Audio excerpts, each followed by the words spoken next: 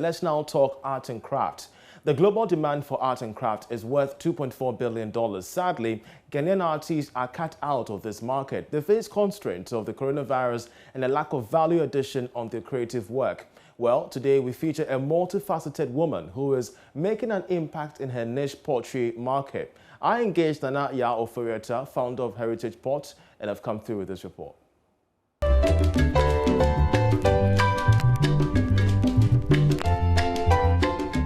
That's him with Prime Minister Buzia. So in terms of culture and history, it's always been there. Politics has always been part of the family. Born to a family of political elites, one would have expected Anaya Oforiata to follow the steps of her father. But she has a dream. I've always been into lifestyle. I think even when I was a student in the UK or US, there was always a kente or something that my mother would send me, and I'd put it somewhere in the room. So I've always liked that. And then when I moved back to Ghana in 1993, there were a few people who were doing extremely well. Again, as you said, niche market. It's not the mass-produced. You almost have to go in them and then customize it for myself. So I still have pieces around my house that I've had since 1993. I've come to one of her halls. I call it a small museum pregnant with a rich collection of African art, family history, and pottery designs. It's a mask of a royal, so it's a Benin bronze. It's not an Akan gold symbol. Please make sure you make the distinction. These are Akan gold symbols that we had sort of hand painted and finished on pots.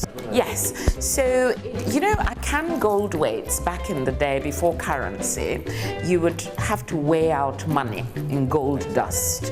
And as you were more prosperous, instead of just having like an ordinary bottle, which is a sack, you would have your own, it's almost like a wallet. And so it has developed over time where people, you would know that I've bought this from you. So it's almost like currency. The global arts and crafts industry has a market potential of $2.4 billion. In Ghana, players in the sector face enormous capacity and microeconomic difficulty integrating effectively into the export market. It's been extremely difficult. We have lots of people who make pots. I mean, if you drive anywhere around the streets in Accra, anywhere in Ghana, you'll find them. Because my pots are customized, I have to find somebody who's willing to make a mold and to change the direction of the pots for me. So do I want a smooth pot? Do I want something with lines on it? Do I want a particular design? So that has been difficult, and it's a work in progress. The second aspect was also to find artists that I could work with who could understand how to express this thing that Akan gold symbols. How do you do it? Gas, Samai, Gas have their own traditional symbols. The Ewes do. Ewe Kente, the colors, designs, colors, patterns from across Ghana. To find people who can work with me, there's a huge difference between painting on a wall or on canvas and having to do a circular pot. So that has been a work in progress. And then the other thing that I particularly like is weaving. I like to add, because when you weave, for me anyway, as part of our tradition, is that we then hang the symbols or the beads or the brass on it. So it's taken me about a year to actually establish my value chain. Where do I buy the pots from, at what price? Who will make the stands that will help to lift the pots up? Who am I going to get to be able to translate this idea that I have sketched out onto the pot? Somebody to do the weaving, even finding the right paints, the right varnish. It's quite the journey. Nanaya Oforiata is known for many endeavors, from once being host of Joy FM's Newsfile program to being a development strategist for corporate Ghana. But her talent in the art and craft industry is exceptional. These two pots are off to Morocco. And can you help us understand, what went into the... Okay, so I was looking for Akan gold symbols that had some sort of a link with Morocco, because they have, of course, very rich culture. They have their own traditional symbols. So I came upon this one. I have a book that I refer to. Okay. Cowries obviously mean money. This is what we exchange. Exactly. And then the black the red and the green were Moroccan colors, and then of course the brass. So the client wanted something that was a combination of Ghana and Morocco. So that's what's expressed here. So it simply means that you're already exporting outside, right? I've just started. It's very new to me. And how has the experience been exporting? Very difficult. Very difficult. Typical of very, very difficult. This is potentially something that I might exhibit at the Sound Out 2021. Okay. It's basically a round pot. What is on here is an Akan gold symbol, and it's been in sort of like a 3D effect. There's a friend of mine whose grandmother, he's an Ewa, had a kente cloth that was similar to it, so he took a picture of it and sent it to me.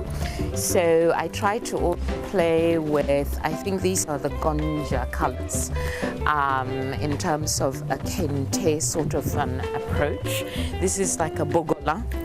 You know, the bogola from Mali, Burkina, Senegal, so we try to play with that as well. So what kind of feedback do you get from clients and friends? And, they like it. Come around to see what you're doing. They love it. They tell me, oh my God, I didn't know. I didn't know we had our own symbols. Of course you do. As founder of Heritage Pots, a creative company facelifting pots with colorful cultural messages, Nanaya Oforieta is confident of value addition and exports. So they come like this, and then this is our next station. Here we have Loco. Loco and Derek really are the artist-in-chief. As I said, they're both trained in fine arts. This is the senior, that's the junior. And you can see that we're inspired by an Akan bronze that Loco is now sketching out. It's really, really important, and we're going to put it on a pot. So these are the artists who really bring things together for me.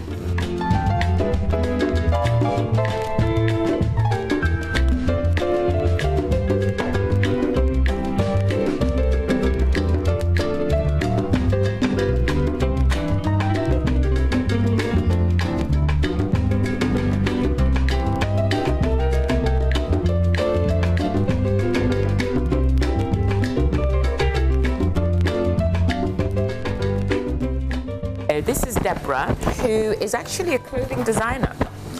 She's been making clothes for me for a long time, and then I started on this idea, and I thought, if I want to hang beads and I want to hang things, how is it going to look? And so I asked Deborah to come and join me. So she comes in as and when, and she helps me. You know, we come up with the concept of which beads to hang in what order, and so this is Deborah at work.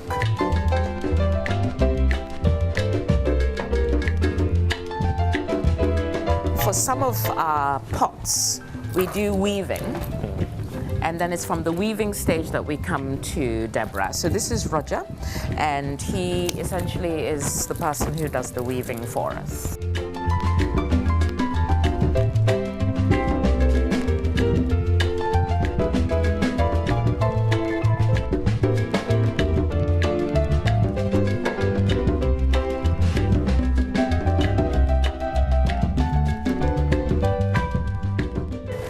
So Loco started on black. Well, it was just plain clay, and then he painted it black.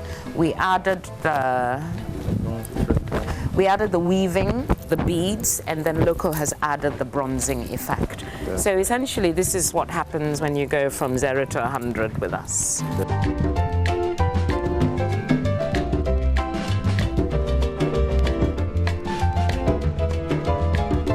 The government, through the Ghana Export Promotion Authority, GEPA, has targeted value addition in the export of art and crafts. GEPA's Sound Out Premium Art Exhibition of August is expected to do just that. I'm going to be one of 30-something vendors. This is the second time that the Ghana Export Promotion Agency is hosting, powering this opportunity for Ghanaian artists to come forward. So this is my first time joining them. I'm very excited about it. So what I'm going to be exhibiting are a number of our pots, varnished, handcrafted, it's all customized, bespoke pots at this event. I'm looking forward to it. I think think that the market is interesting. If you looked at the year of the return, of course, because of COVID, we were not able to expand immediately for beyond the return. There's always been an interest amongst a certain, if you can, crowd. But I think that the idea of Africa and the many messages that we send, whether it's in colors and shapes and patterns and sounds, in rhythm, has always been there, and it's coming together. So this is a very, very good time, I think. For me, the challenge now is going beyond a small market into being able to produce quality and being able to do it for a larger audience. So that's my new challenge.